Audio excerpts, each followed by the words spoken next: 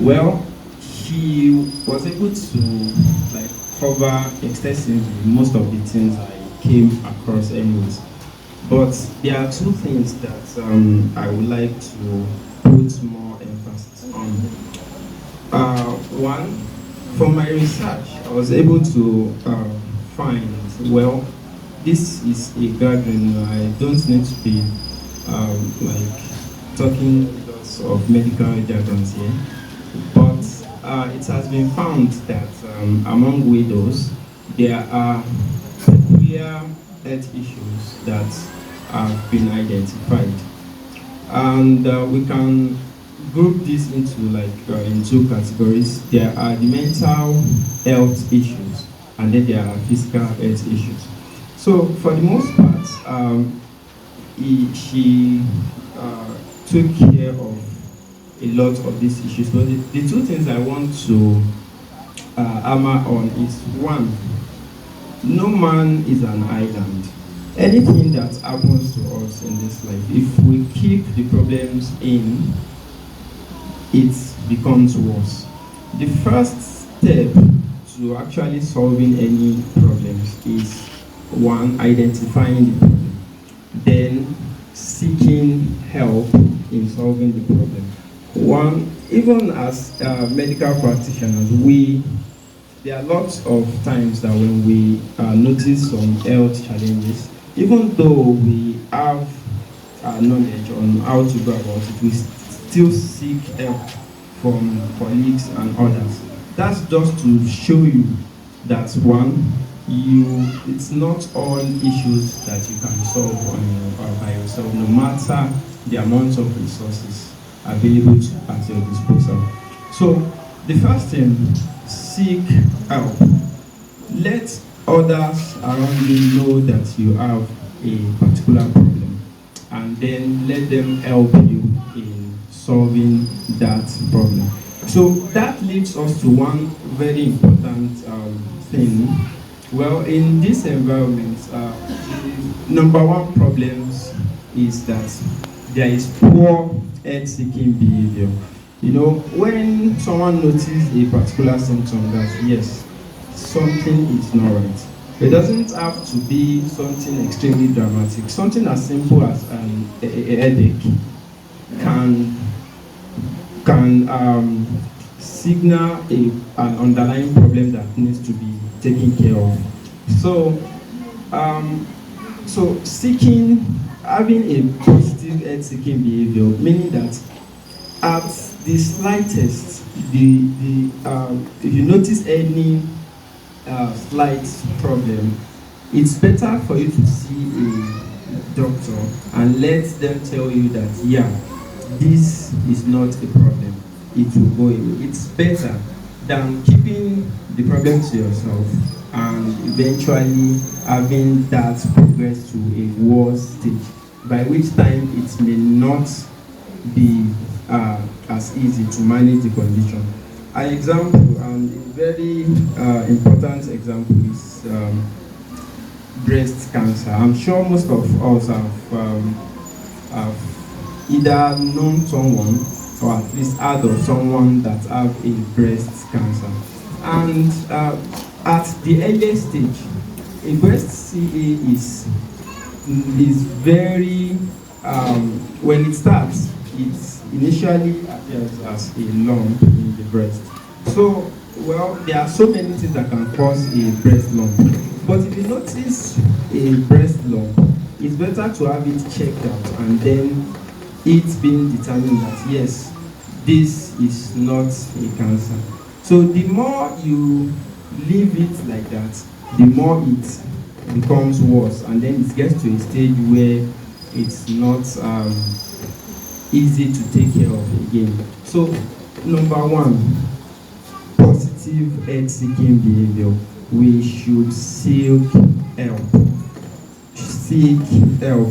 That's number one. Number two, that I was going to talk to hammer on is physical activity.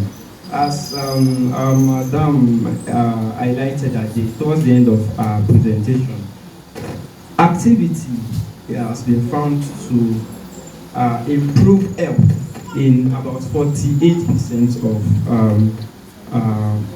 health conditions in general, especially among widows.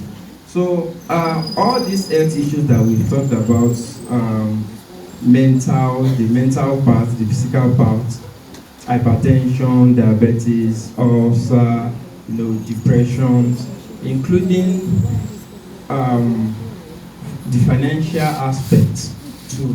So one thing is that being idle at home is one of the risk factors for a lot of these conditions. So you're at home, you're not doing for most parts of the day you sleep. Let's say your children are in school, you are at home sitting or sleeping for most parts of the day. It is not advisable because someone that is idle and not active is prone to obesity, because the fact that you are not active means that your body is not utilizing the energy that you are getting from the food you are eating. So once you are not utilizing that, it means that it gets stored up as fat in the body, and of course that's one of the major contributors to weight gain. And then when you are overweight, there might rise of health conditions associated with it. Someone that's obese is definitely prone to various heart conditions. Hypertension is there, diabetes is also there. So managing activity alone will go a long way. And as she also said, you don't need to be you don't need to have vigorous activities every day. It's not like you're okay, so you jog for 10 kilometers. No, that's not what we are saying. The slightest of activities, just try to keep active for most parts of the day. You are at home, just moving from one part of the house to another, looking for things that you like doing, your hobbies. Well, some people will say, okay, my hobby is watching movies. No, you can't watch movies for most part of the day because that's a bit unhealthy. One, you are sitting at a spot, staring at a large screen in front of you for long periods of time. That also has health implications both on your eyes, and then with that decreased activity will also influence your health. So the second point that I'm hammering on is physical activity. It is very important. And finally, the last thing I want to talk about is stigma. Well, a lot of stigma is associated with being a widow.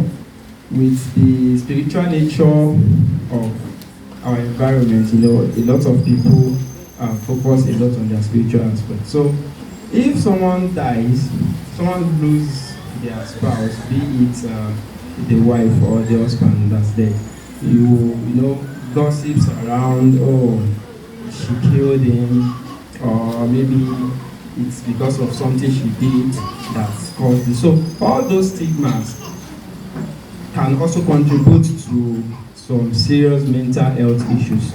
So one, you should not take what others are saying about the situation to heart. Because one, if you take them to heart, someone is saying something bad, you thinking about it, one, won't help you progress in your grieving journey. Two, it may make you, become less excitable in terms of, talking to others. You feel like, oh, these people are my enemies, they don't wish me well, and all those things. We should focus on ourselves and what we can do to improve the situation.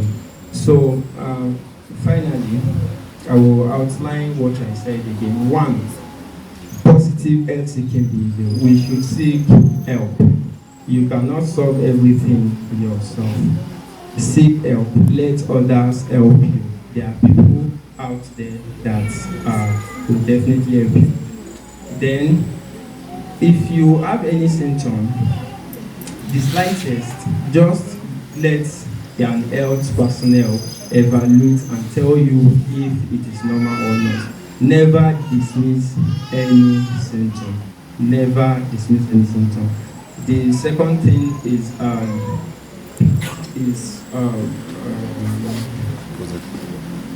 the second thing I talked about is physical activity. Please let us be more active. It goes a very, very long way to improving our health, both mentally and physically.